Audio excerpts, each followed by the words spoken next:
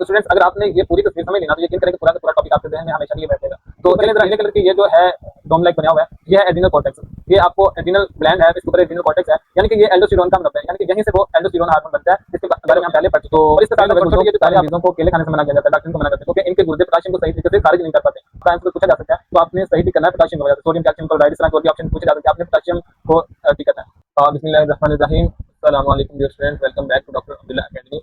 आज हम बात करेंगे कि हमारी बॉडी यूरिन को कैसे कंसंट्रेट करती है, यानी यूरिन कंसंट्रेशन कैसे रेगुलेट होती है। स्टार्टिंग ये टॉपिक थोड़ा सा डिफिकल्ट लग सकता है आपको, बट मैं आपको इंशाल्लाह स्टेप बाय स्टेप बहुत आसान तरीके से समझाने की कोशिश करूंगा और इंशाल्लाह बहुत आसान हो जाएगा। So let's move on this topic. तो प्यारे स्टूडेंट्स, इस टॉपिक में से जो भी एमसीक्यू, शॉर्ट क्वेश्चन और लॉन्ग क्वेश्चन आ सकते हुए, खासतौर पर ये कॉन्टैक्ट मैकेनिज्म बहुत इंपॉर्टेंट शॉर्ट क्वेश्चन के तौर पर पूछा जा सकता है, और भी जो भी शॉर्ट क्वेश्चन या जो भी क्वेश्चन बन सकते हुए साथ डिस्कस करते चले जाएंगे। So let's move on this topic. Detail में हम देख लेते हैं कॉन्टैक्ट मैकेनिज्म क्या है।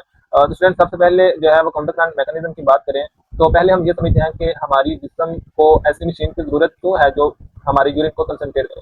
तो बच्चों, जब हमारा ब्लड जो है वो गुर्दे में या किडनी में फिल्टर होता है तो बहुत ज्यादा पानी इस फिल्टर शुद्ध माध्यम में शामिल हो जाता है। अगर ये सारे का सारा पानी यूरिन के थ्रू खारिज हो जाए तो हमारी बॉडी बहुत जल्दी डिहाइड्रेट हो जाएगी, यानी कि वो वाटर की कमी हो जाएगी। इसलिए बॉडी को ऐसा सिस्टम चाहिए जो इस पानी को अब्जॉर्ब करके दोबारा ब्लड में शामिल कर दे। अब यही काम कॉन्टैक्ट मैकेनिज्म करता है। और देखते हैं for the reabsorption of water from the loop of Henle, यानी कि रीअब्जॉर्प्शन ऑफ वाटर की बात कर रहा है लूप ऑफ हैनले में और कलेक्टिंग डक्ट में। अब ये इसमें बताया गया कि नेफ्रॉन के टू पार्ट्स हैं जो क्या करते हैं, पानी को दोबारा अब्जॉर्ब करते हैं। एक है लूप ऑफ हैनले और दूसरा है कलेक्टिंग डक्ट। अब फ्रेंड्स, यानी पानी सिर्फ एक जगह से नहीं बल्कि इन दोनों मकामात से वापस जिस्म में दोबारा जज़ब कर लिया जाता है। और nephrons create and maintain higher concentration of salt in the surrounding fluid. अब इसका क्या मतलब है कि हायर कंसंट्रेशन होते हैं NaCl के इन द सराउंडिंग फ्लूइड। अब ये सबसे अहम बात है, इसे गौर से समझिएगा। नेफ्रॉन के इर्द गिर्द जो फ्लूइड होता है उसमें NaCl यानी साल्ट की मकदार जानबूझकर बहुत ज्यादा रखी जाती है। अब क्वेश्चन यह है कि ऐसा क्यों किया जाता है। तो ये इसलिए किया जाता है कि पानी हमेशा कम नमक वाली जगह से या कम साल्ट वाली जगह से ज्यादा साल्ट वाली जगह की तरफ हरकत करता है। मैं बात कर रहा हूँ साल्ट मीन NaCl की। तो ये एक नेचुरल लॉ है, एक कुदरती असूल है जिसे हम ऑस्मोसिस भी कहते हैं, यानी कि जहाँ पर NaCl ज्यादा होगा, नमक ज्यादा होगा, वहां पर वाटर भागता हुआ जाएगा। तो जब नेफ्रॉन के इर्द गिर्द ज्यादा नमक होगा तो फिल्ट्रेट का पानी खुद ब खुद इस ज्यादा नमक वाली जगह की तरफ खींचा चला जाएगा और बाहर निकल जाएगा।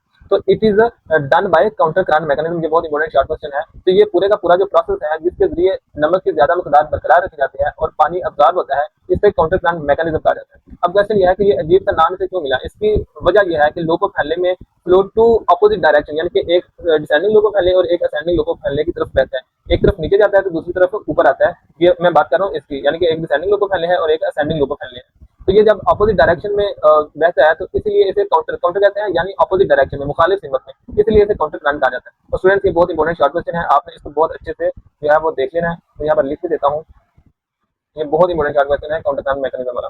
अब इसके बाद हम बात कर लेते हैं डिसेंडिंग लिम्ब इज परमिएबल, यानी कि जो डिसेंडिंग लिम्ब है वो परमिएबल होता है to the water but not salt. अब इसका मतलब स्टूडेंट्स, इसका मतलब यह है कि लूप ऑफ हैनले जो है, डिसेंडिंग लिम्ब का मतलब है कि लूप ऑफ हैनले का वो पार्ट है जो नीचे की तरफ जाता है। और इस सेंटेंस में दो बातें जिक्र की गई हैं कि परमिएबल है वाटर के लिए, यानी कि ये परमिएबल कहते हैं गुजरने की इजाजत देता है, कि ये पानी के लिए तो गुजरने की इजाजत देता है, लेकिन दूसरी तरफ ये नमक के लिए परमिएबल नहीं है। तो अब इसे आसान अंदाज में यूं समझा जाए कि डिसेंडिंग लिम्ब की दीवार में ऐसे छोटे छोटे रास्ते होते हैं, ऐसी ओपनिंग्स होती हैं जिनसे पानी के मॉलिक्यूल्स आसानी से गुजर सकते हैं, लेकिन जो होते हैं हमारे साल्ट NaCl के ज़रात होते हैं, इन रास्तों से नहीं गुजर सकते क्योंकि वो साइज में जो है वो डिफरेंट होते हैं।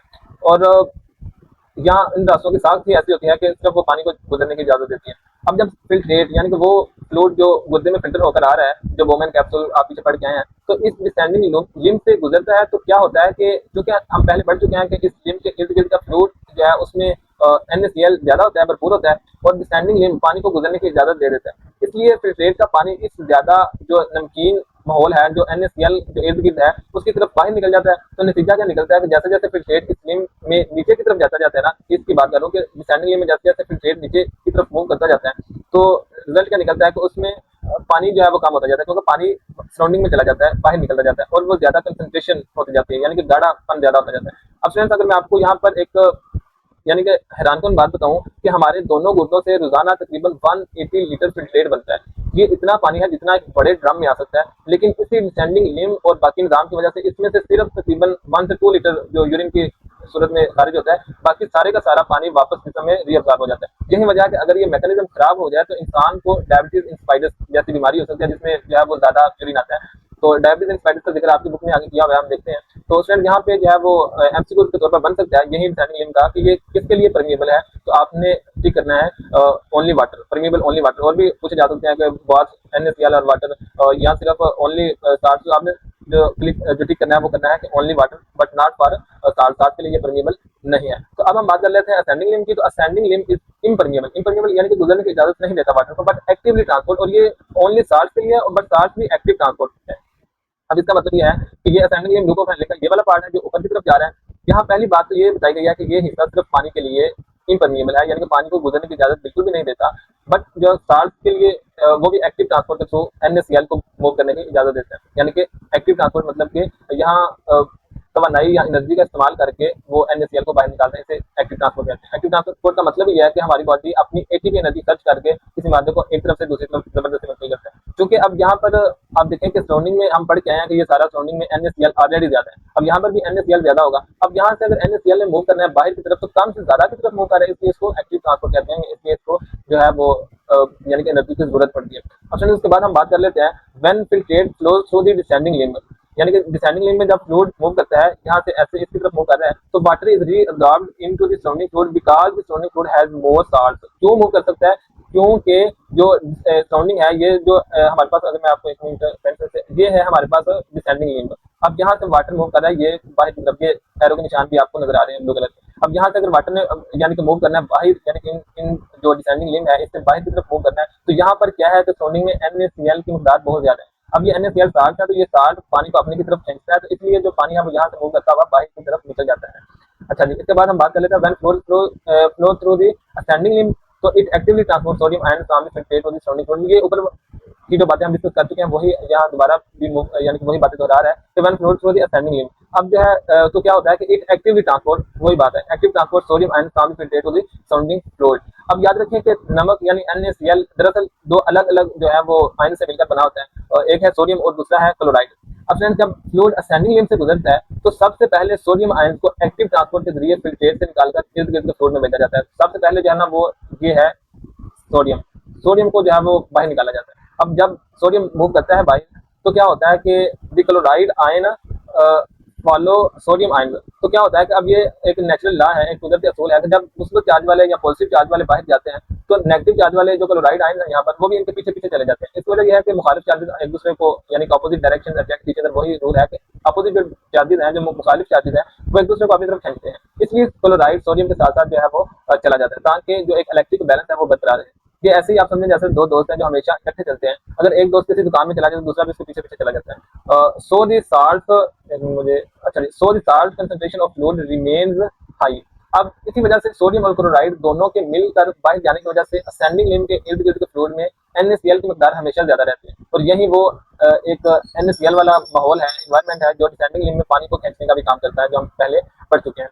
तो उसके बाद हम बात कर लेते हैं, अब ये आगे जो बात कर रहा है कि आखिरी मरहला है ये इस पैराग्राफ का, उसमें यही बात कर रहा है कि क्या होता है कि पानी की आखिरी जो होती है छोटी मोटी मिकदार वो भी मूव कर दी जाती है। बात कर लेते हैं कि as urine passes down the collecting duct, जैसे ही वो कलेक्टिंग डक्ट, अब यहाँ इसकी बात हो रही है, जैसे ही ये मूव होता हुआ फ्लूइड फिल्ट्रेट जो है, फिल्ट्रेट बेसिकली ये जो बोमन कैप्सूल के अंदर जो फिल्ट्रेशन हुई है ना उसी को फिल्ट्रेट कह रहे हैं, और ये फिल्ट्रेट यहाँ से होता हुआ यहाँ से जब जा रहा है तो पानी मूव कर रहा है बाहर की तरफ, यहाँ से जा रहा है तो ये NaCl मूव कर रहा है बाहर की तरफ। अब यहाँ पर अगर आ गया फिल्ट्रेट तो क्या होता है, as urine passes down the collecting duct through the salty fluid water moves out.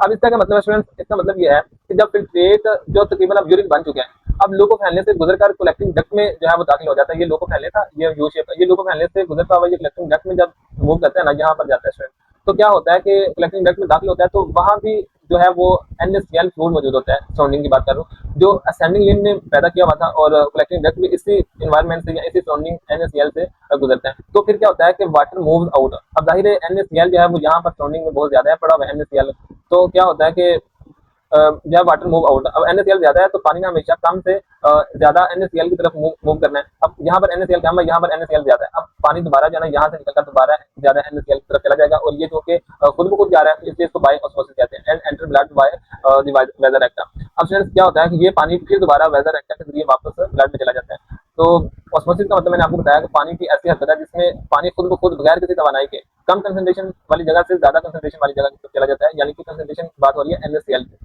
तो वेदर एक्टा मैंने आपको पिछले टॉपिक में बताया था, वो खास ब्लड वेजल्स होती हैं जो लो को फैलने के साथ साथ यू की शक्ल में जो है वो यहाँ पर नहीं दिखाई गई। पहले पिछली जो हम टॉपिक पढ़ के आ चुके हैं उसमें दिखाया गया था कैसे वो एक यू टाइप डिसेंडिंग लिम्बो फैले और सेंडिंग लिम्बो फैले, उसके यानी कि सिनोनिम में कैसे यू की शक्ल में चलती आ रही है साथ साथ ब्लड वेसल। ये बेसिकली रीअब्जॉर्प्शन का ही काम कर रही है। इनका काम यही है कि जो पानी और NaCl ट्यूब से बाहर निकलते थे वापस जो है वो खून की जो मूवमेंट है उसमें शामिल करते हैं। तो मजमूई तौर पर इस पूरे काउंटर करंट मैकेनिज्म की वजह से बॉडी बहुत इफेक्टिव तरीके से पानी को ज़ाया होने से बचाती है और सिर्फ इतना पानी खर्च करता है जितना वाकई में जरूरी होता है। अब स्टूडेंट्स इसके बाद हम बात कर लेते हैं, फिर आपको सब कुछ जो है वो क्रिस्टल क्लियर हो जाएगा। तो ये डायग्राम की बात कर रहा हूँ जी 14.4 फॉर्मेशन ऑफ यूरिन जो हमने पढ़ा उसके साथ जो बनने का डायग्राम। अब स्टूडेंट्स देखें ये जो डायग्राम है इसका नाम है फॉर्मेशन ऑफ यूरिन। अब जो है वो इसमें पूरा नेफ्रॉन दिखाया गया है। अब सबसे ऊपर बाएं तरफ आपको एक गोल सा जो है वो बोमेन कैप्सूल जो है वो नजर आ रहा है, ये वाला अगर इसमें हाईलाइट करूँ ये, तो यहीं से जो है वो हमारा ब्लड फिल्टर होना शुरू होता है और फिल्ट्रेट बनना शुरू होता है। इसके बाद फिल्ट्रेट कहते हैं कि फिल्टर होकर वो आ रहा है ना, उसको कहते हैं फिल्ट्रेट। अब इसके बाद जो है वो फिल्ट्रेट नीचे की तरफ जो है आ रहा है, यहाँ से मैं अगर पेंसिल से अगर आपको ये यहाँ से जो है ना फिल्ट्रेट जो है बहता हुआ नीचे की तरफ आ रहा है। ये हिस्सा जैसे जैसे यहाँ से आएगा, यहाँ से भी वाटर जो है ना ये आपको ब्लू कलर का शो हो रहा है कि वाटर यहाँ से भी परमिएबल है, यानी कि वाटर यानी कि उसको क्या कहते हैं कि रीअब्जॉर्प्शन हो रहा है। अब इसके बाद जैसे जैसे ये फिल्ट्रेट नीचे आ रहा है तो ये आ जाती है डिसेंडिंग लिम्ब। अब ये डिसेंडिंग लिम्ब है, देखें इस पर जो एक ब्लू कलर के ये एरो लगे हुए हैं ना, ये वाटर को यहाँ से अब्जॉर्ब कर रहा है। अब जिन पर H2O लिखा है और ये बाहर की तरफ इशारा कर रहे हैं, यानी पानी इस लिम्ब से बाहर निकल रहा है, बिल्कुल जैसे हम लास्ट लेक्चर में पढ़ के आ चुके हैं। फिर ये जो है वो यू की शेप बनाता हुआ इसी तरह से, हाँ ये यू की शेप बनाता हुआ ये फिर ऊपर से असेंडिंग लिम्ब की तरफ चला जाता है। और यहाँ पर आपको कोई ब्लू कलर का एरो नजर नहीं आ रही, यहाँ पे सिर्फ और सिर्फ परमिएबल है तो NaCl की है, यानी कि NaCl यहाँ से आपको नजर आएगा निकलता हुआ और ये बाहर की तरफ जा रहे हैं, यानी सोडियम और क्लोराइड आयन यहाँ से एक्टिव ट्रांसपोर्ट के जरिए बाहर निकल रहे हैं। तो नोट करें कि इस लिम्ब पर कोई H2O का कोई बाहर जाने वाला एरो नजर नहीं आ रहा, क्योंकि ये हिस्सा पानी के लिए इनपरमिएबल है, यानी कि सिर्फ और सिर्फ NaCl के लिए परमिएबल है, वो भी एक्टिव ट्रांसपोर्ट। यानी कि ये देखना कि बाहर यहाँ पे सारा का सारा NaCl पड़ा हुआ है, बाहर ज्यादा NaCl है तो कम से ज्यादा की तरफ आ रहा है। तो जब कम से ज्यादा की तरफ आएगा तो क्या होगा, एनर्जी की जरूरत पड़ेगी और एनर्जी यूज होगी, इसलिए हम इसको एक्टिव ट्रांसपोर्ट कहते हैं। फिर ऊपर से ये जो है ना एक नाली एक और बड़ी नाली से जाके मिलती है जिसे कलेक्टिंग डक्ट कहते हैं, यहाँ से ये वाली। अब फ्रेंड्स जो कलेक्टिंग डक्ट है इसमें क्या होता है कि इस पर आप अगर देखें तो इस पर भी जो है ना वो ब्लू कलर के आपको एरो नजर आ रहे हैं, यानी कि ये भी वाटर के लिए क्या है, ये वाटर के लिए परमिएबल है। अब यानी यहाँ से भी पानी निकलकर ब्लड में जा रहा है, बिल्कुल जैसे हमने वेदर एक्टर वाले यानी कि पढ़ के हैं पार्ट में, सबसे नीचे आकर में जो थोड़ी मकदार में कंसंट्रेटेड फ्लूइड बचता है वही भी एक्चुअली जो है वो यूरिन है और जो जिस्म से खारिज हो जाता है। अब फ्रेंड्स देखिए ये डायग्राम दरअसल एक आप समझें तो एक मैप की तरह है जो हमें बताता है कि पानी का सफर कहाँ कहाँ से हो रहा है और कहाँ से ये रिमूव हो रहा है और कहाँ से ये रिमूव नहीं हो रहा है, और यही डायग्राम अक्सर आपको लेबल करने के लिए दी भी जा सकती है। तो इसके बाद हम बात कर लेते हैं अगले टॉपिक पर। तो हमारा अगला है जी hormonal control of kidney function. अब बच्चों अभी तक हमने जो समझा कि नेफ्रॉन खुद कैसे काम करता है, लेकिन एक इंपॉर्टेंट क्वेश्चन यह है कि जिस्म को कैसे पता चलता है कि कब ज्यादा पानी रोकना है और कब कम पानी रोकना है। इसका जवाब हार्मोन में छुपा है, जो आज हम इसके बारे में पढ़ेंगे। तो क्योंकि ये जो है वो इंपॉर्टेंट टॉपिक है तो शुरू करते हैं। When body needs to conserve water, यानी जब आप जिस्म को पानी बचाना होता है ना तो क्या होता है, किडनी एक्सक्रीट, यानी कि ये needs to conserve water, kidney excrete करती है हाइपरटोनिक यूरिन। अब इसका क्या मतलब है कि तो गुर्दे क्या करते हैं, ऐसा पेशाब खारिज करते हैं जिसे हाइपरटोनिक कहते हैं, यानी वो पेशाब जिसमें नमक और दूसरे जो वेस्ट मटेरियल होते हैं उनकी मिकदार बहुत ज्यादा होती है और पानी उनकी निस्बत कम होता है। हाइपरटोनिक का मतलब ये है कि ज्यादा गाढ़ा, यानी कि ज्यादा कंसंट्रेट, यानी जिसमें पानी की निस्बत जो NaCl है या नमक वगैरह जो वगैरह या वेस्ट मटेरियल वो ज्यादा होते हैं, पानी कम होता है। अच्छा जी, उसके बाद हम बात करते हैं कि when there is much water in body kidney excrete hypotonic, यानी कि जब पानी ज्यादा होता है much water then क्या होता है, excrete hypotonic urine। अब इसके बरक्स जो है जब जिसमें पानी ज्यादा हो तो गुर्दे क्या करते हैं, हाइपोटोनिक यूरिन जो है एक्सक्रीट करते हैं, यानी जो हमारा यूरिन होता है वो डाइल्यूट होता है, वो पतला होता है, जिसमें पानी की मिकदार ज्यादा होती है। अब हाइपोटोनिक का मतलब हुआ कम गाढ़ा, यानी कि पतला। अब फ्रेंड्स इसे ऐसे समझें जैसे गर्मियों में जब हम पानी कम पीते हैं तो हमारा यूरिन क्या होता है, जो है वो पीले कलर का, गहरे पीले कलर का जो है ना वो आता है और गाढ़ा होता है, कंसंट्रेट होता है, और ये हाइपरटोनिक यूरिन है। लेकिन जब हम ज्यादा पानी पीते हैं गर्मियों में तो जो यूरिन होता है वो बिल्कुल साफ होता है, पतला होता है, ये हाइपोटोनिक है। यानी कि अगर कम पानी पिएंगे तो हाइपरटोनिक, हाइपर मतलब ज्यादा, टोनिक मतलब उसमें साल्ट वगैरह ज्यादा, ये साल्ट के साथ रिलेट है। अब फ्रेंड्स इसके बाद हम बात कर लेते हैं these function kidney are coordinated by the following hormone. कौन कौन से, पहले सबसे पहले हम देख लेते हैं ADH, यानी कि एंटी डायरेटिक हार्मोन। अब friends ADH is the body is the bodies primary tool for water conservation. Friends ये जो हार्मोन है ना ये बेसिकली हाइपोथैलेमस में बनता है, लेकिन इसे खारिज पोस्टीरियर पिट्यूटरी ग्लैंड करती है। तो हाइपोथैलेमस ये बेसिकली एक पार्ट है हमारे ब्रेन का जिसमें कई अफाल को, कई जो फंक्शन हो रहे हैं उनको कंट्रोल करता है। तो पिट्यूटरी ग्लैंड एक छोटा सा ग्लैंड है जो हाइपोथैलेमस के नीचे वाक़ होता है और मुख्तलिफ हार्मोन खारिज करता है। अब यहाँ दो अलग अलग काम याद रखना आपने कि बंद कहीं हो रहा है और खारिज कहीं और ज्यादा हो रहा है। तो हम देख लेते हैं इसको कि when the body is dehydrated, ये आपको पता चल गया कि it is produced by hypothalamus में प्रोड्यूस हो रहा है और सेक्रेटेड जहाँ पे जाकर स्टोर होता है तो सिर्फ पिट्यूटरी ग्लैंड में फिर जाके वहां से सेक्रेट होता है, यानी कि बंद कहीं हो रहा है और सेक्रेट कहीं पे और जाके हो रहा है। अब इसके बाद कह रहा है व्हेन बॉडी इज डिहाइड्रेटेड और हैज टेकन साल्टी फूड। अब क्या होता है कि there higher concentration of salt in blood is detected by osmo receptors present in the hypothalamus, यानी कि डिटेक्ट हो रहा है ऑस्मो रिसेप्टर से और higher concentration of salt in blood. अच्छा जी, अब इसका मतलब हुआ, इसका मतलब ये है स्टूडेंट कि यानी कि अच्छा जी, जब हमारा जिस्म डिहाइड्रेटेड हो जाता है या हमने ज्यादा NaCl वगैरह ले लिया है, साल्ट वगैरह ज्यादा ले लिया, तो क्या होता है कि ब्लड के अंदर जो NaCl की मकदार ज्यादा होती है जब, तो उसको हाइपोथैलेमस में मौजूद ऑस्मो रिसेप्टर पहचान लेते हैं। अब ऑस्मो रिसेप्टर खास किस्म के एक रिसेप्टर्स हैं, एक सेंसर हैं, जो ब्लड के अंदर जो NaCl है, जो नमक है, उसकी मकदार को महसूस करते हैं। बिल्कुल जैसे एक अलार्म सिस्टम होता है ना, जो ब्लड के अंदर जैसे ही नमक बढ़ा तो ये बाज उठता है। तो क्या होता है, ये किसको डिटेक्ट कर रहे हैं, साल्ट को in the higher concentration of blood in blood, जब ब्लड के अंदर हाई कंसंट्रेशन होती है। अच्छा जी, इसके बाद क्या होता है कि हाइपोथैलेमस सेंड सिग्नल, इसको सिग्नल सेंड करते हैं to the posterior pituitary to create a sensation of thirst and to release area. अब इसका मतलब यह है कि इसके बाद क्या होता है कि हाइपोथैलेमस पोस्टीरियर पिट्यूटरी को सिग्नल भेजता है ताकि दो काम हो। पहला क्या जी, पहला ये होता है कि sensation of thirst and release area, यानी पहला होता है प्यास का एहसास होता है ताकि हम पानी पिएं, और दूसरे नंबर पर एरिया जो है वो खाली होता है। स्टूडेंट्स, यही वजह है कि जब आप नमकीन कोई चिप्स वगैरह खाते हैं या कुछ समोसे वगैरह खाते हैं तो क्या होता है, थोड़ी देर बाद आपको शदीद प्यास लगती है। ये आपका हाइपोथैलेमस या जो आपको पानी पीने पर मजबूर कर रहा होता है। अच्छा जी, अब ADH acts on the walls of the collecting duct, जो ADH रिलीज वाल्व ने वर्क किया कलेक्टिंग डक्ट की वॉल पर and make them more permeable to water. अब जो है वो ADH से कलेक्टिंग डक्ट की दीवारों पर असर करता है और इन्हें पानी के लिए ज्यादा परमिएबल बनाता है ताकि ज्यादा से ज्यादा पानी निकले। और उसके बाद तो more water move from the filtrate into the hypertonic fluid and then into the blood.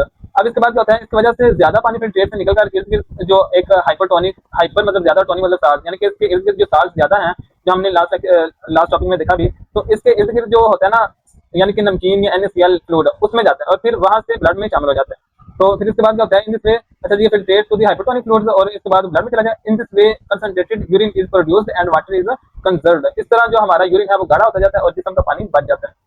अब इसके बाद देख लेते हैं when the concentration of salts falls in blood. अच्छा ये तो हो गया जब कंसंट्रेशन साल्ट्स की ज्यादा थी। अब कह रहे हैं कि जब कंसंट्रेशन ऑफ साल्ट्स फॉल होती है, यानी कि गिर जाती है, कम हो जाती है, the hypothalamus stops ADH secretion. फिर उसके बाद क्या होता है कि हाइपोथैलेमस जो है वो स्टॉप कर देता है यानी कि ADH की रिलीज होने की रफ्तार को। अच्छा उसके बाद क्या होता है, ये स्टॉप हो गया, एरिया जब कम हुआ, और the walls of collecting duct become less permeable to the water. तो क्या होता है, इसके बाद जो है वो रिजल्ट क्या निकलता है, कलेक्टिंग डक्ट की जो दीवारें होती हैं वो पानी के लिए कम परमिएबल हो जाती हैं, और so less water is reabsorbed, यानी कि फिर कम वाटर इज रीअब्सॉर्ब्ड। जाहिर सी बात है उसकी परमिएबिलिटी जब लेस हो जाएगी तो वाटर इज रीअब्सॉर्ब्ड कम हो जाएगा, और रिजल्ट क्या निकलेगा, in the excretion of dilute urine. तो रिजल्ट क्या होगा कि उसके बाद जाहिर है पानी रीअब्सॉर्ब कम हो रहा है तो ज्यादा से ज्यादा पानी जो है वो एक्सक्रीट होना शुरू हो जाएगा। तो as a result blood volume and blood pressure decreases. तो इसके नतीजे में ब्लड की जो मकदार है और ब्लड प्रेशर दोनों के दोनों कम हो जाते हैं, यानी कि पानी ज्यादा से ज्यादा यूरिन के जो है वो एक्सक्रीट होता जा रहा है यूरिन के अंदर, और पानी कम वापस ब्लड के अंदर कम जा रहा है, जिस वजह से ब्लड प्रेशर और ब्लड वॉल्यूम कम हो जाएगा। और इसके साथ हम देख लेते हैं जो नीचे लाइनें लिखी हुई हैं, a person who can not produce enough ADH due to pituitary damage, यानी कि किसी इंसान का पिट्यूटरी डैमेज हो चुका है तो वो एनफ ADH यानी कि प्रोड्यूस नहीं कर रहा है, तो क्या होता है, constantly excrete large volume of dilute urine. Students इसके बाद क्या होता है कि अगर किसी शख्स की पिट्यूटरी ग्लैंड ही खराब है, अगर वो खराब हो जाए और वो काफी मकदार में ADH ना बना सके, तो फिर क्या होता है, तो वो मुसलसल जो है वो ज्यादा मकदार में डाइल्यूट यूरिन यानी कि पतला पेशाब खारिज करता रहता है, और इस बीमारी को क्या कहते हैं, डायबिटीज इंफाइटिस कहते हैं, नोन एज डायबिटीज इंफाइटिस, यानी कि वो ज्यादा से ज्यादा एक्सक्रीट कर रहा है डाइल्यूट यूरिन। अच्छा जी, उसके बाद हम बात कर लें such a person in danger of becoming severe dehydrated with very low blood pressure. तो क्या होता है, उसको जाहिर सी बात है वो ज्यादा पानी जो है एक्सक्रीट होता जा रहा है यूरिन के थ्रू, तो उसका जो ब्लड प्रेशर है वो भी कम हो जाएगा, और वो जाहिर है उसको फिर डिहाइड्रेटेड यानी कि पानी की कमी भी हो जाएगी। तो इसके बाद हम बात कर लेते हैं, ये जो टिडबिट है इसका मतलब ये है कि ये हमारे पास एक अजाफी मालूमात है। क्या कह रहा है कि ADH increase the blood volume. अब ADH क्या करता है, increase blood volume, it result in an increase in blood pressure. Students ये एक अजाफी बात है और दिलचस्प है कि ADH सिर्फ पानी बचाने का काम नहीं करता, बल्कि ये ब्लड की नालियों को कंस्ट्रिक्ट भी कर देता है। जब ब्लड की मकदार बढ़े और नालियां भी तंग हो जाएं तो दोनों मिलकर क्या करते हैं, ब्लड प्रेशर को मजीद बढ़ा देते हैं। यही वजह है कि हम ADH को वैसोप्रेशन भी कहते हैं। तो उसके बाद जो है वो constriction further increase the blood pressure, ये आपने देख लेना बहुत आसान है। उसके बाद हम बात कर लेते हैं सेकंड पे एल्डोस्टेरोन को। स्टूडेंट्स अभी तक हमने जो ADH के बारे में पढ़ा, लेकिन गुर्दों को कंट्रोल करने वाला सिर्फ यही एक हार्मोन नहीं होता, इसमें एक और बहुत इंपॉर्टेंट भी है जिसे एल्डोस्टेरोन का नाम दिया गया है। तो लेट्स एक्सप्लोर करते हैं कि ये कैसे काम करता है। So aldosterone is the hormone responsible for regulating sodium and potassium level of the urine. अब ये क्या करता है, ये एल्डोस्टेरोन वो हार्मोन है जो यूरिन में क्या करता है, सोडियम और पोटेशियम की मकदार को कंट्रोल करता है। It is produced by the adrenal cortex, ये जो है वो एड्रिनल कॉर्टेक्स बनाता है इस हार्मोन को। अब यहाँ दो नई चीजें हैं, outer layer of the adrenal gland present on the top of the kidney. अब फ्रेंड्स यहाँ पर दो नई चीजें हैं, कौन कौन सी हैं कि एक एड्रिनल ग्लैंड, एक छोटी सी एक ग्लैंड है जो हर गुर्दे के बिल्कुल ऊपर होती है, लास्ट लेक्चर में हम देख के भी आए थे। और कॉर्टेक्स जो है इस ग्लैंड की सबसे बाहर वाली तह होती है, आउटर लेयर जिसको कहते हैं। तो कॉर्टेक्स का मतलब ये होगा कि हमेशा कॉर्टेक्स का मतलब ये होता है कि बाहर की तह, जैसे जैसे आप समझ लें कि ब्रेन के अंदर भी एक होती है सेरेब्रल कॉर्टेक्स, इनको बाहर की तह कहते हैं। तो इसे ऐसे समझे जैसे एक सेब का छिलका होता है, तो उसकी जो आउटर लेयर होती है ना, और अंदर का एक एक इनर पार्ट होता है, यानी कि आउटर लेयर को कॉर्टेक्स और इनर पार्ट को हमने मेडोला कहते हैं। अब बिल्कुल इसी तरह एड्रिनल ग्लैंड का भी बाहर का हिस्सा जो होता है वो कॉर्टेक्स होता है, और अंदर का हिस्सा मेडोला होता है। और ये हार्मोन खास तौर पर बाहर वाले हिस्से से बनता है, एल्डोस्टेरोन। अब जो है aldosterone is secreted when blood pressure drops और sodium level in the blood are too low. अब इसका क्या मतलब है कि एल्डोस्टेरोन इस वक्त खारिज होता है जब ब्लड प्रेशर कम हो जाए, जहां ब्लड में सोडियम की मिकदार बहुत ज्यादा हो जाए। अब देखें बच्चों कि यहाँ पर एक इंटरेस्टिंग बात है कि एडीएच ब्लड में ज्यादा नमक होने पर खारिज होता था, जबकि एल्डोस्टेरोन बिल्कुल उसके बरक्स है, उसके उल्टे है, यानी नमक कम होने पर खारिज होता है, और दोनों मिलकर जिस्म के जो सोडियम है और पानी के जो एक बैलेंस है उसको मेंटेन रखते हैं। अब क्या होता है कि ये आपको पता चल गया कि एल्डोस्टेरोन कब होता है, जब ब्लड प्रेशर ड्रॉप होता है। और इसके बाद it acts on the wall of the distal convoluted tubule and collecting duct, यानी कि ये कहां पर एक्ट करता है, on the wall of the distal convoluted tubule and collecting duct. तो इसमें क्या है कि ये हार्मोन डिस्टल कन्वोल्यूटेड ट्यूब्यूल और कलेक्टिंग डक्ट के द्वारा पर इफेक्ट करता है। और डिस्टल कन्वोल्यूटेड ट्यूब्यूल नेफ्रॉन का वो पार्ट है जो लू को फैलने के बाद में आता है। आपने ऊपर डायग्राम में भी देखा होगा, नहीं तो आप जाकर देख सकते हैं कि ये लू को फैलने के फौरन बाद आता है और कलेक्टिंग डक्ट से पहले आता है। और डिस्टल का मतलब है दूर वाला, यानी कि ये बोमेन कैप्सूल के हिसाब से नाम दिया गया है कि बोमेन कैप्सूल के काफी दूर है ये वाला, तो इसको डिस्टल कन्वोल्यूटेड ट्यूब्यूल जाता है। तो ये क्या करता है, it increases sodium ion reabsorption from the filtrate into the blood, यानी कि ये रीअब्जॉर्प्शन कर रहा है किसके, सोडियम की। तो ये हार्मोन फिल्ट्रेट से सोडियम आयन को ब्लड में दोबारा अब्सॉर्ब करने की रफ्तार को बढ़ा देता है। तो इससे क्या, इस वजह से क्या होता है, due to the higher concentration of sodium ion in blood water also moves from filtrate into the blood.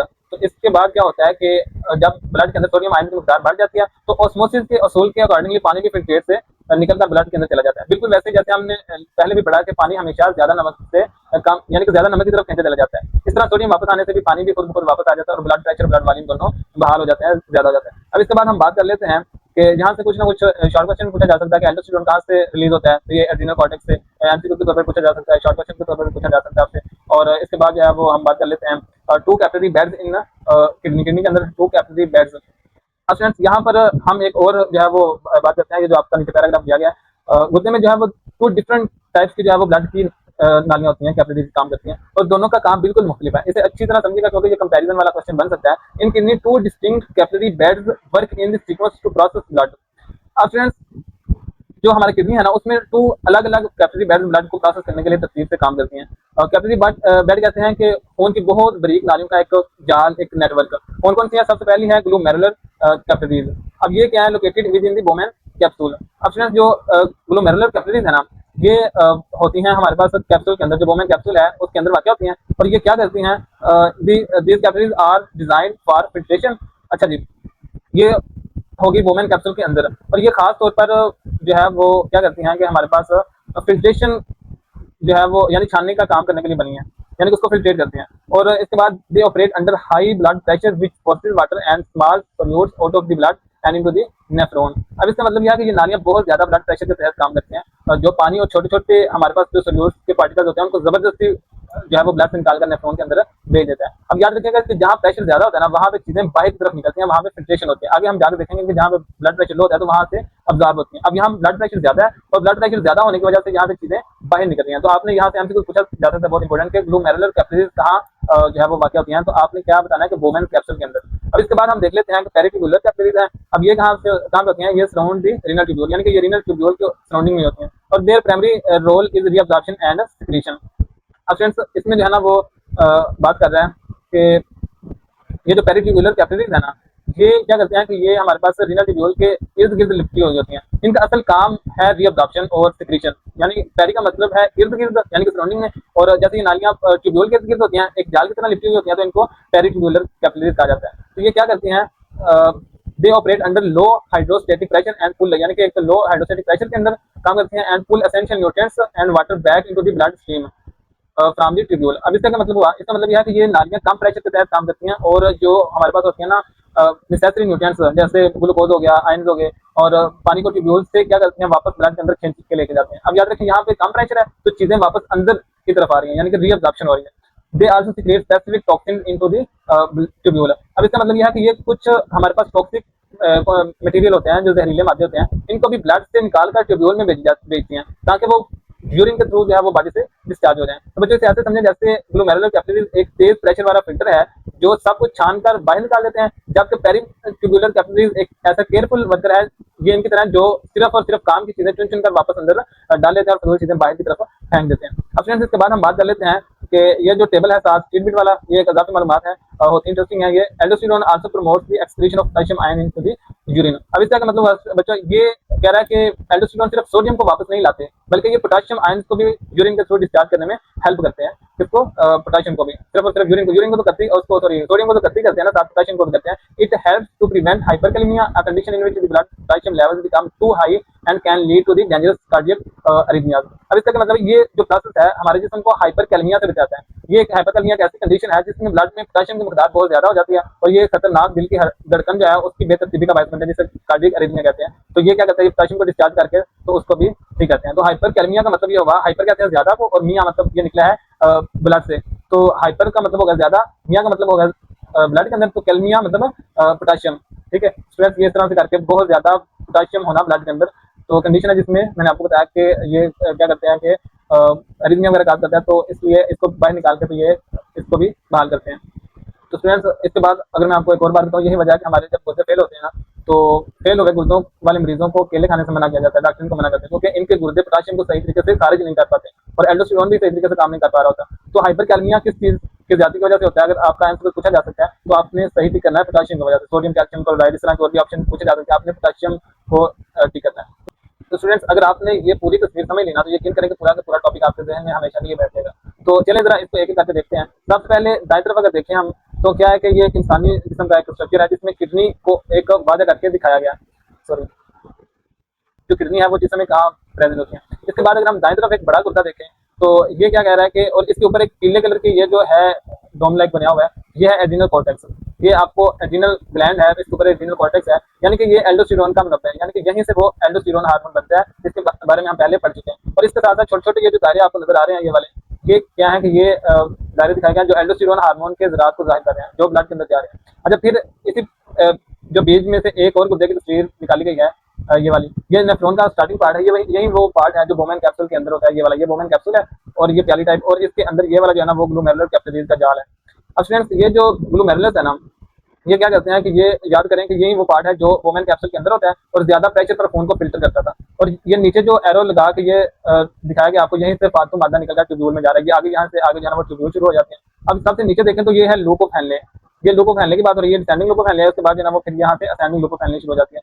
तो पेरिट्यूबुलर कैपिलरीज भी आपको नजर आ रही है, ये वाली जो लूप ऑफ हेनले के ऊपर ये है जो पेरिट्यूबुलर कैपिलरीज का एक जाल है, ये रीअब्जॉर्प्शन का प्रोसेस करती हैं और जरूरी अशिया की वापसी, यहाँ से जो जो चीज़ बाहर निकलती है वो सारी के सारे फिर यहाँ से पेरिट्यूबुलर कैपिलरी में जाते हैं और फिर ये कैपिलरीज आगे जाकर वेन के थ्रू बड़ी बड़ी ब्लड वेसल्स में मिल जाती हैं, यानी यहीं से वो नालियाँ हैं जो जरूरी चीज़ें वापस ब्लड के अंदर ले जाती हैं। अब अगर हम राइट साइड पर देखें तो ये दोनों हमारे पास नालियाँ दिखाई हुई हैं, एक ये है और एक ये है। अब ये क्या करते हैं कि ये सोडियम और पानी वाटर जो यहाँ पर लिखा भी हुआ है उसको बहाल करते हैं, मतलब उसको भी यहाँ से परमिएबल होती है। पता है आपको पिछले लेक्चर में पिछले टॉपिक में बल्कि अभी आप पढ़ के आ चुके हैं, एक होती है हमारे पास डिसेंडिंग लिम्फ जहाँ से वाटर रीअब्जॉर्ब हो रहा होता है और एक उसके बाद आ जाती है असेंडिंग लिम्फ जहाँ से तो NaCl जो है वो उसकी रीअब्जॉर्प्शन हो रही होती है। तो यही वो काम है जो एल्डोस्टेरोन करता है, जैसे हम पहले पढ़ चुके हैं। अब ये डायग्राम आपको दिखाने का मकसद ये था कि आप एक तो सारे पूरे टॉपिक को समराइज कर सकें और इसकी स्क्रीनशॉट ले लें आप और इसको अच्छे से देखें। ये वही आपके ही डाटा से निकाली गई एक डायग्राम है जो मैंने एक इसको बनवाई है ताकि आपको सारी चीज़ें एक दफ़ा विजुअलाइज भी कर सके आप और साथ साथ जो है ना वो आप इसको समराइज करिए भी अपने पास रख सकें। तो देखिए बच्चों, ये पूरी तस्वीर जो है वो दरअसल हमारे पूरे प्रोसेस या पूरा जो हमने एक टॉपिक पढ़ा उसका एक समरी है। और एक नज़र में तो आज की वीडियो में हम इस तस्वीर की हर डिटेल को एक एक करके खोल के समझ चुके हैं। तो ये इसलिए दिखाने का मकसद ये है कि आपको 100% कॉन्सेप्ट आपका क्लियर हो जाए। तो फ्रेंड्स यहाँ तक था हमारा आज का टॉपिक, मिलते हैं चलो नेक्स्ट वीडियो में नेक्स्ट लेक्चर में। यहाँ तक अगर आपको कोई भी क्वेश्चन होगा, कोई भी आपको समझ ना आए हो, आप मुझे कमेंट सेक्शन में पूछ सकते हैं। तो अपने दोस्तों से भी लाजमी शेयर करें, खुद भी चैनल को सब्सक्राइब करें, शेयर करें और दुआ में याद रखेंगे। मिलते हैं चलो नेक्स्ट वीडियो में नेक्स्ट लेक्चर में, तब तक के लिए इतना ही, अल्लाह हाफिज़।